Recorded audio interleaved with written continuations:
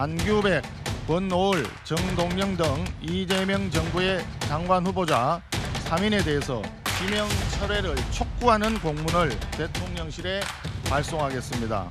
안규백 국방부 장관 후보자가 임성근 사단장과 무려 14분이나 통화했다는 것이 사실로 드러났습니다. 임 사단장과 통화도 한 번 한 적이 없는 우리 당 이철규 의원은 무차별 압수수색을 했는데 결정적인 시기에 임성근 사단장과 14분이나 통화한 안규백 후보자는 왜 압수수색을 하지 않는 것입니까? 이러니까 야당 탄압 정치 특검이라고 밖에 볼 수 없는 것입니다.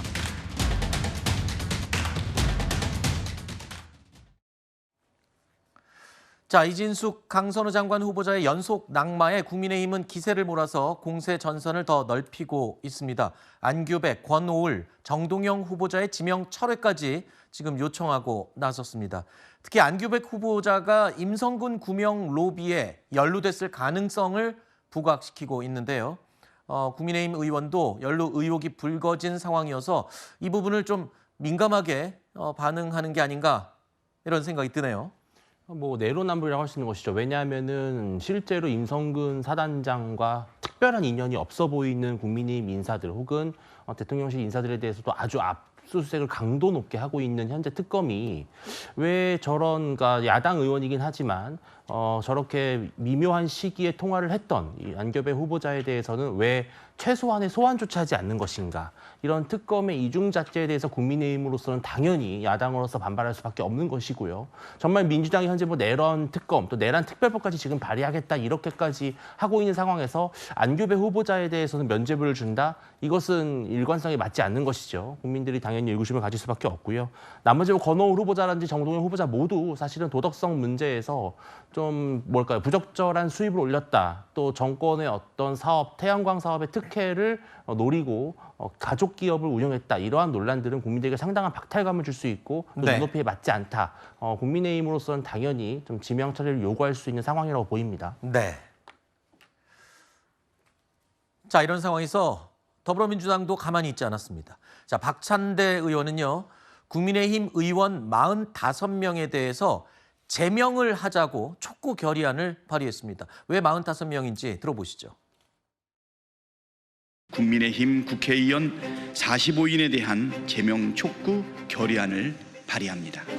그들은 윤석열 관저를 둘러싸고 인간 방패를 자처했습니다. 이들은 명백한 내란 동조범입니다. 국힘당 정신 차리지 않으면 위헌 정당으로 해산 위기까지 몰려갈 것이라고 생각합니다. 야당을 말살하고 일당 독재를 완료하겠다는 선언이라고 봅니다. 강력히 규탄하는 바입니다. 어저께 우리가 윤리위 제소하고 났더니 거기에 대한 보복성이랄까요? 그런 점이 있다고 들 얘기를 하고 있습니다. 자, 지난 1월이었죠.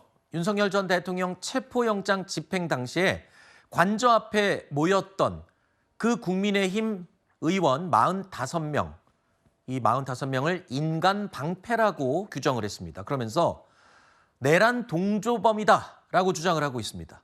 국민의힘 국회의원 제명은 본회의에서 이 의결을 해야 됩니다. 국회의원, 재적의원 3분의 2 이상 찬성이 돼야 하는데 글쎄요, 이거 진짜로 이렇게 밀어붙여서 의결까지 현실성이 있는 겁니까? 의결까지는 쉽지 않을 수 있습니다. 왜냐하면 국회의원 3분의 2가 찬성을 해야 되는데 지금 그 민주당과 또 다른 야당들을 합쳐도 3분의 2가 되지는 않죠. 국민의힘에서 일부 동의를 해주지 않는다면 불가능합니다. 다만 이 부분에 대한 문제 제기는 반드시 필요했다라고 봅니다. 왜냐하면 지금 이제 내란 특검에서도 수사하고 있는 부분이 경호처가 당시 윤석열 전 대통령의 명의 체포를 진행하려고 했을 때 그 체포를 막는 과정에서 특수공무집행 방해 등 여러 가지 상황들이 있었습니다. 그 상황 속에서 법치주의의 이 법을 집행하겠다고 하는 경찰을 막아 세우겠다고 당시 그 관저 앞으로 몰려가서 스크럼을 짜고 있었던 국민의힘의 45명의 의원들, 이분들에 대해서는 직무상 이 부분에 대해서 책임을 물을 수는 없습니다만 정치적 책임은 분명히 물을 수 있다. 그런 차원에서 이 국회에서의 어떤 제명 결의안 같은 부분을 통해서 네. 이분들에 대한 책임을 반드시 묻겠다. 이런 정치적 책임에 대한 부분은 지적할 수 있다고 봅니다. 네, 그러니까 꼭 의결까지 가지 않더라도 이 문제 제기, 이슈화를 시키기 위한 그런 의도다 이렇게 얘기를 하시는군요.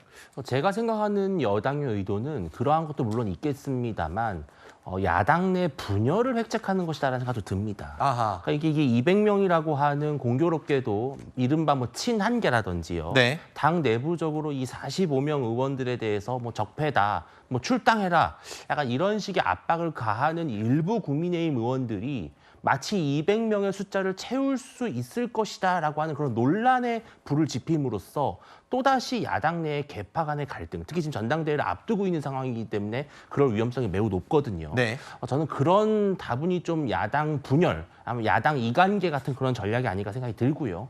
근본적으로 그 당시에 관저 앞에 간 것에 대해서 어떤 평가를 할 수는 있습니다. 그러나 그것이 정말 대한민국의 헌정 질서, 자유민주주의라고 기본 질서를 완전히 전복하려고 한 과거의 통합진보당과 같은 형식의 그러한 행위라고 보기는 어렵거든요. 네. 그렇다면 뭐 제명 혹은 위헌정당 해산까지 가는 것은 다분히 정치공학적인 수사일 뿐이지 네. 실제 헌재나 어떤 또 법원에 갔을 때는 이러한 부분들이 받아들여질 가능성은 저는 거의 없다고 생각을 합니다. 알겠습니다.